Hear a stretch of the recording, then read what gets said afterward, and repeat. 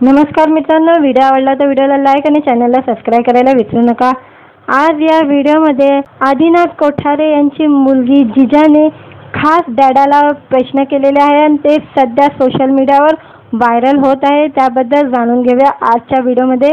मराठी अभिनेता आदिनाथ कोठारे सोशल मीडियावर खूप सक्रिय असतो। आदिनाथ त्यांच्या चित्रपटाबद्दल सोशल मीडियावर पोस्ट शेअर करत असतो। तसे तो त्यांची 6 वर्षाची लाडकी लेक जिजा हिच्याबरोबर अनेक फोटो आणि व्हिडिओ इंस्टाग्रामवर फेसबुकवर शेअर करत असतो। आता आदिनाथने एक पोस्ट शेअर केलेली आहे आणि ती सध्या चर्चेत आहे। आदिनाथ आणि जिजा या बाप लेकीचे व्हिडिओ चाहत्यांना खूप आवडतात। दोघेही अनेकदा मस्ती करताना दिसतात। आता आदिनाथने त्याच्या लाडक्या लेकीला पडलेले एक प्रश्न आणि त्यावर त्यांनी दिलेले एक उत्तर या संदर्भातील पोस्ट शेअर केलेली आहे।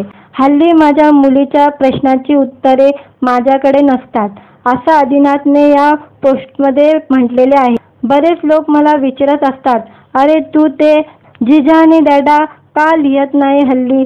तर त्याचं उत्तर असं आहे की हल्ली माझ्या मुलीचे प्रश्नाची उत्तरे माझ्याकडे नसतात। असो, मला वाटतं तेही तुम्हाला आवडेल वाचायला। तर मग असा एक प्रश्न करून बघूया काय वाटतं।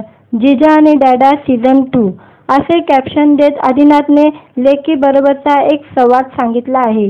जिजा, डॅडा, बॉयफ्रेंड आणि फ्रेंडमध्ये काय फरक असतो? डॅडा, जिजा, डॅडा सांग ना। डॅडा, जिजा, डॅडा, डॅडा, अगं काही नाही, दोघं सेम असतात, असं आदिनाथने एक फोटो पोस्ट करून यावर लिहिले आहे। हा फोटो आदिनाथ व जिजा यांचा सेल्फी आहे। आदिनाथने केलेल्या पोस्टवरून नेटकरी विविध कमेंट करत आहे। आजकालची मुले काय विचारतील ना याचा नेम नाही, प्रश्न वाढतच जाणार आहे। तयारी ठेवा उत्तराची। आजची मुलं खूप हुशार आहे। आम्हाला पण कधी काय उत्तर द्यावे हा प्रश्न पडतो, अशा कमेंट नेटकऱ्यांनी केलेल्या आहे। तर अनेकांनी हसणारे इमोजी कमेंट केलेले आहे।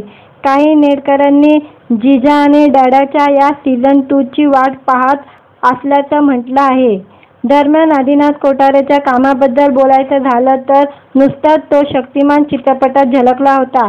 आदिनाथ लवकरच संत ज्ञानेश्वरांची मुक्ताई या चित्रपटात झळकणार आहे। हा चित्रपट 2 ऑगस्टला प्रदर्शित होणार आहे। मित्रांनो, व्हिडिओ आवडला तर व्हिडिओला लाईक आणि चॅनलला सबस्क्राईब करायला विसरू नका।